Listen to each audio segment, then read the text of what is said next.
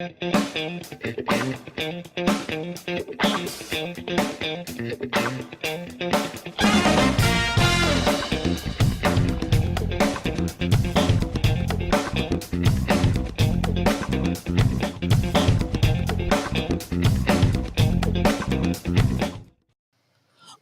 viewers. Welcome to Midnight Coffee with Faisal. Yeah, and for those who are regulars, thank you. A big welcome, and welcome back. Yeah, and please shout out in the box as to where you are viewing this live stream from. And for those who are joining us for the first time, again, also, yeah, please shout out in the box as to where you are viewing this live stream from. And for the benefit of those who are joining us for the first time, I am Faisal, I'm independent management consultant and business project management coach that help clients to implement business solutions. And why I say business project management is that every time when I introduce myself as a project manager, and people will always have the perception, yeah, that I come from an engineering background or an IT background or in construction or in architecture, even in IT, yeah, and they're not wrong, yeah, they're not wrong. Project management started way back, yeah. Project management have existed way back in the management. How shall I say, the management, scientific management era, yeah? Through the management evolution, yeah, through the management evolution, project management has taken center stage at some part, yeah, of this management evolution. Then what happened is that project management has taken a backstage, yeah, a back burner, and since the pandemic it has hit many of us globally, and organizations are looking for new management model to deliver results. And and it's a known fact, yeah, that new business model cannot fit within the old management model. That means the organization must find new ways and means to deliver their results. So, project management has taken a center stage during the pandemic and post-pandemic, because project management do provide organization with an approach to be more adaptive and more agile, yeah, in running their new business model.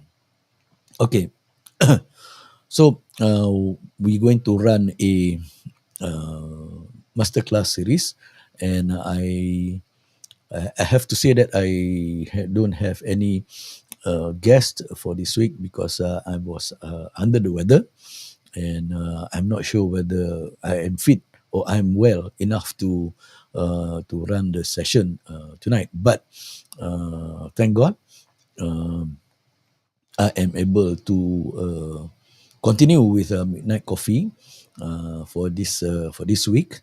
But do excuse me if from time to time I have to excuse myself.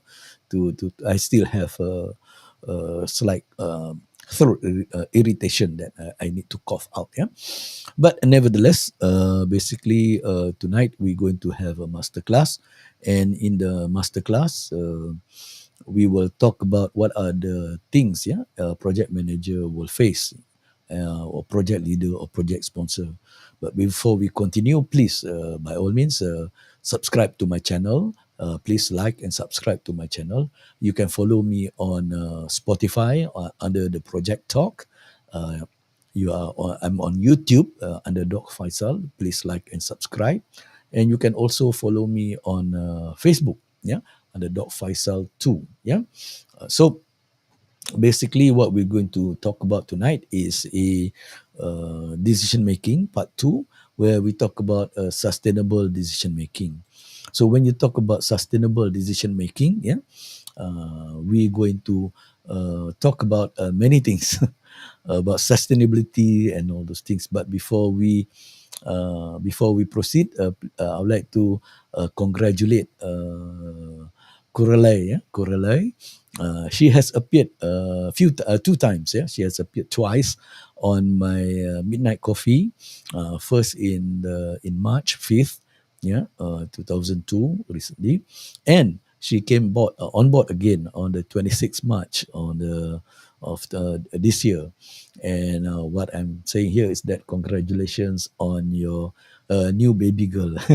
Congratulations, Coralai, on the new baby girl coming that was delivered on Monday. Yeah, so that means it's about 5 6 days ago. Yeah. Okay, so when you talk about sustainable decision making, what we need to talk about is sustainability.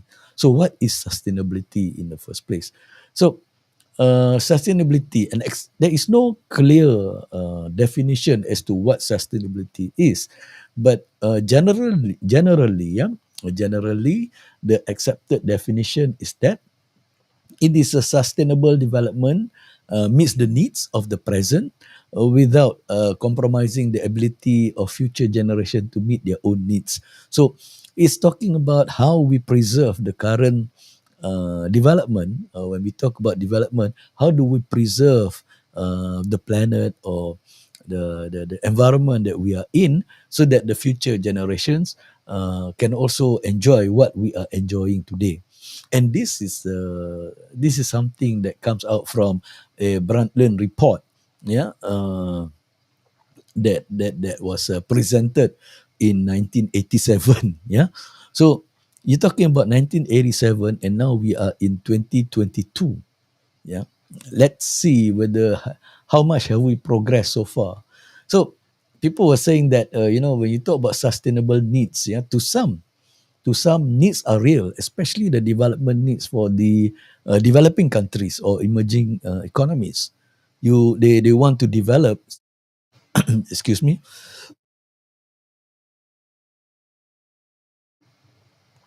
they want to, excuse me, they want to develop their country to become world class infrastructure, to have world class, first class world infrastructure and all those things. So there is a need for the developing countries. But to others, especially the developed countries, they will view those needs as mere desires. So this is where sometimes there will be a conflict of interest, and I know that today we are still debating about the sustainability development goals and all those things. It was developed way back, and there have been many accords, many signatories to the global sustainability initiatives. The question is that we ask ourselves is that, can global sustainability be achieved?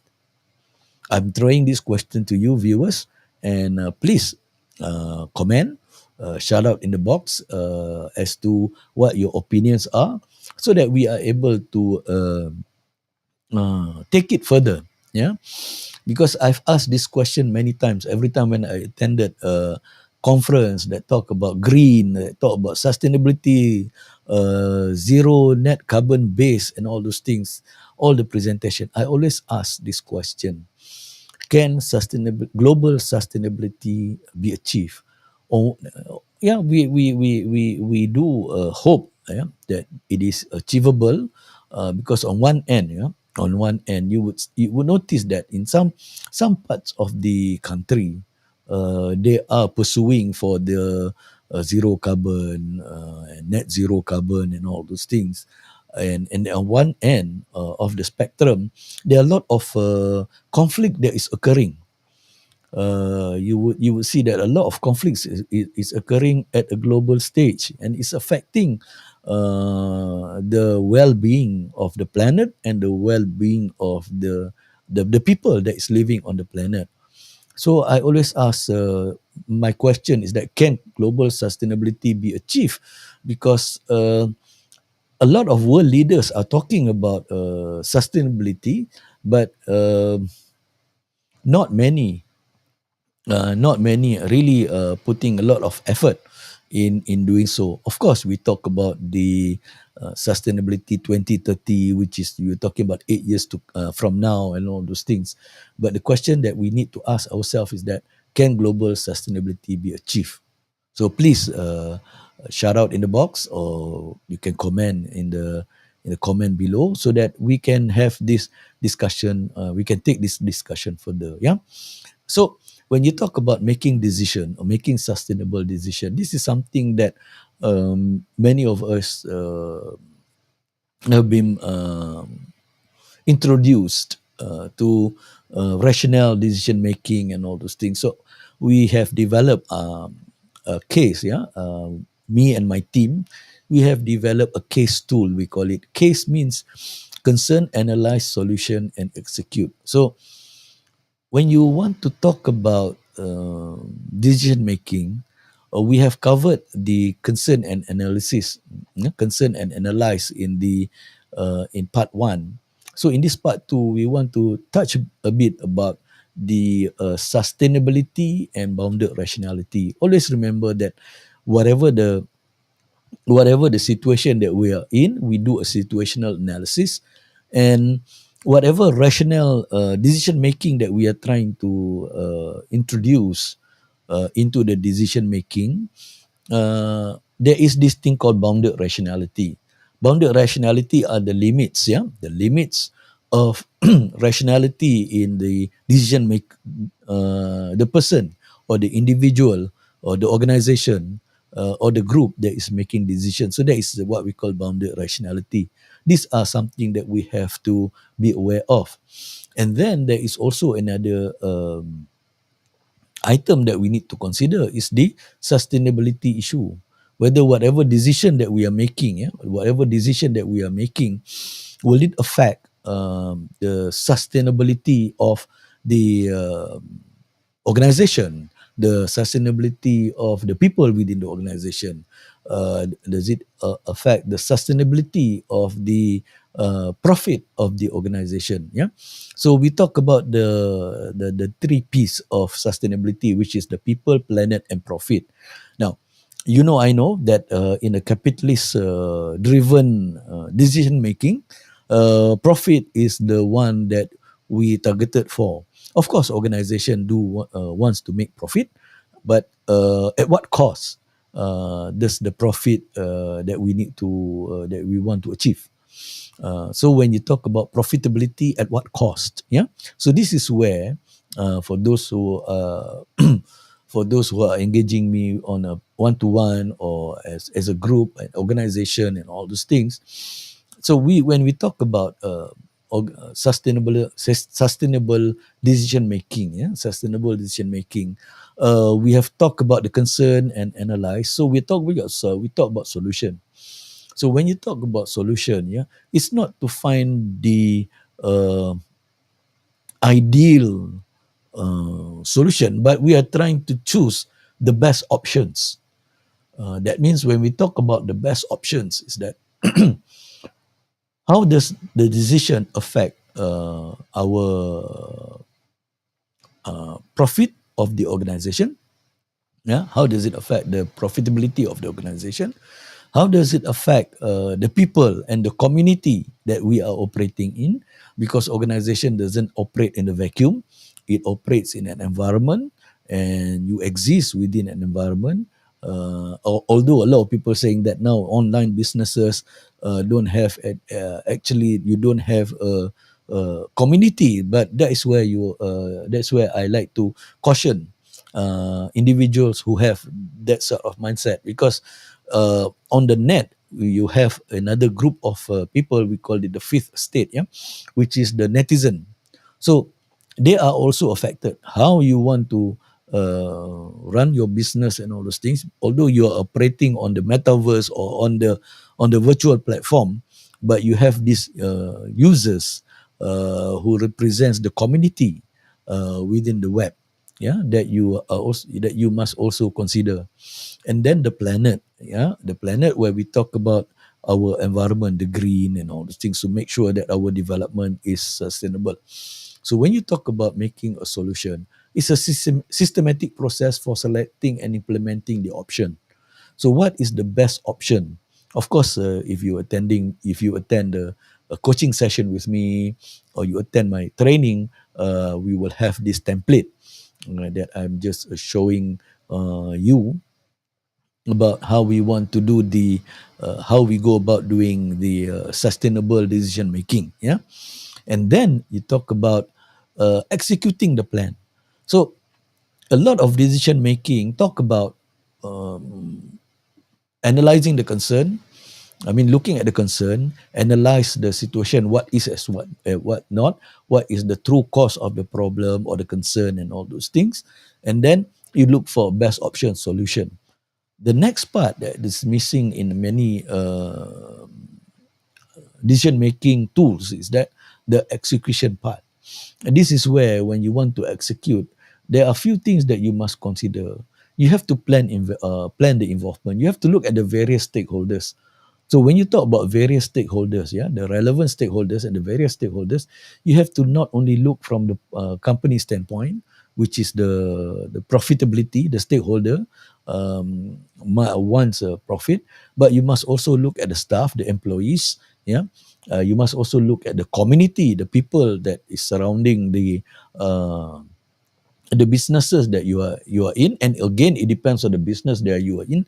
If you are in a very industrial manufacturing sort of things, you will have a lot of machineries, and you may yeah produce carbon, yeah, as an exhaust into the air. So you have to look at various stakeholders. What does the environmentalists say requires out of you? What does the regulators requires out of you? What is the shareholders requires out of you? And what are the employees requires out of you? And what are the community that requires out of you? Because we have seen in many news reports, yeah, that sometimes the factory that is producing a lot of what you call that affluence that damage the surrounding community, either via the sludge they pump it out through the river, or improper drainage to arrest all those effluent that come out from the factory, and also the smoke that is coming out, which causing a lot of people or community within that environment to suffer from asthmatic or respiratory problems. Yeah, so uh, when we want to look at the solution and we want to execute, we have to get all these people involved. Yeah, and make sure that we are in conformance, yeah, uh, to the requirements. Yeah, and then we have to not only look into involvement, but we also need to look at the actions that need to be taken. Yeah, we need to talk about the actions that need to be taken.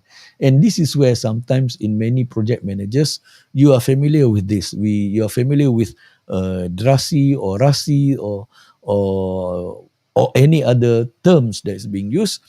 But here we talk about a specific actions that must be taken by the relevant stakeholder in the implementation. When you talk about DRASI, what is DRASI? DRASI is who is supposed to drive this execution, who is the driver. Yeah, and then you talk about R, responsible, who is responsible for the execution. This is where sometimes you talk about uh, the driver may be somebody else, a sponsor of a higher positions, senior management, for example. The person that is responsible may be he himself or she himself, herself, and then the person that is accountable. Who is accountable? Because you can delegate responsibility, you can delegate a lot of things, but you cannot delegate accountability.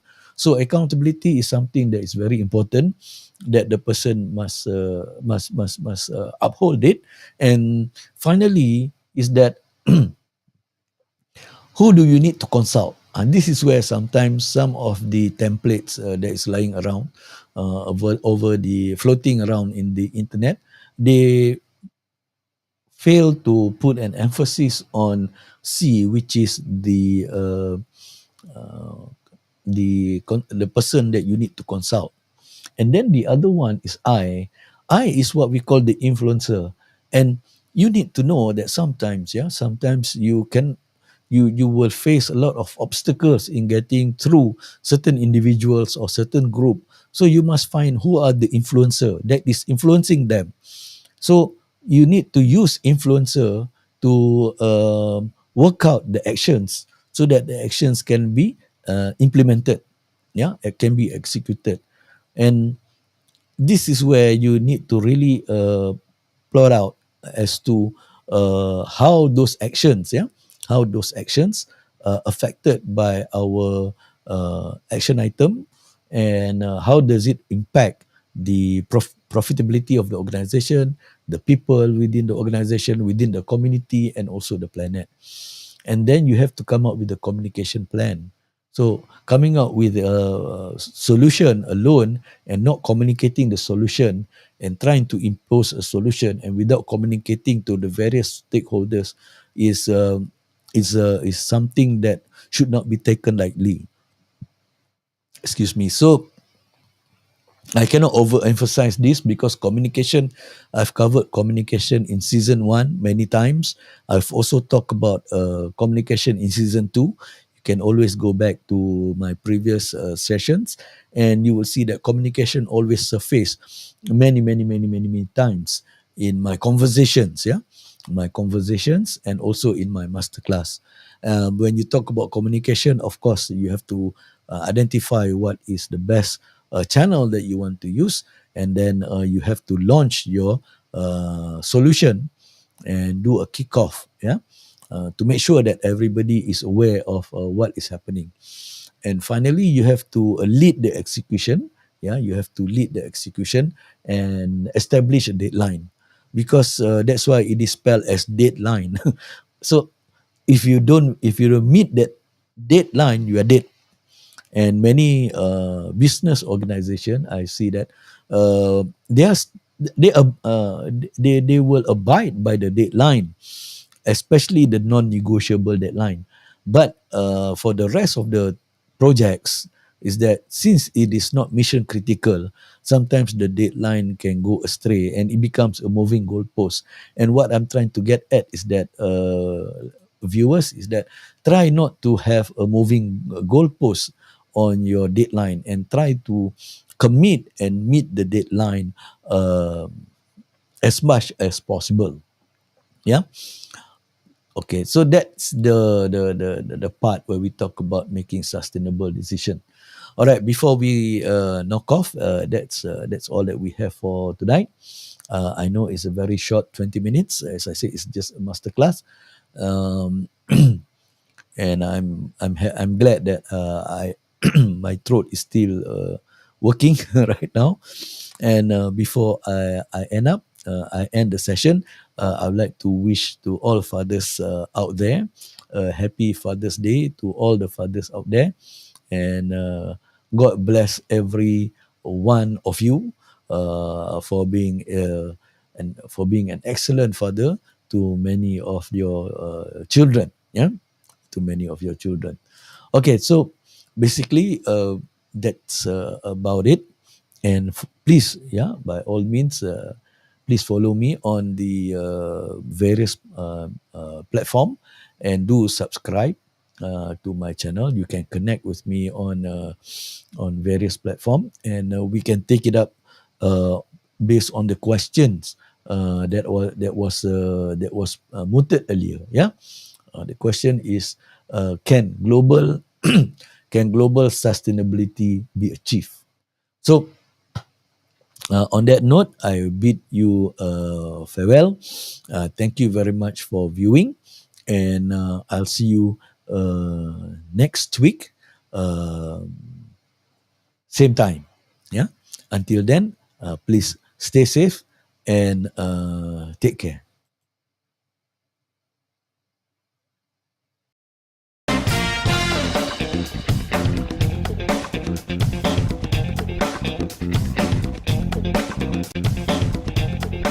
Thank you, everyone. That's a wrap.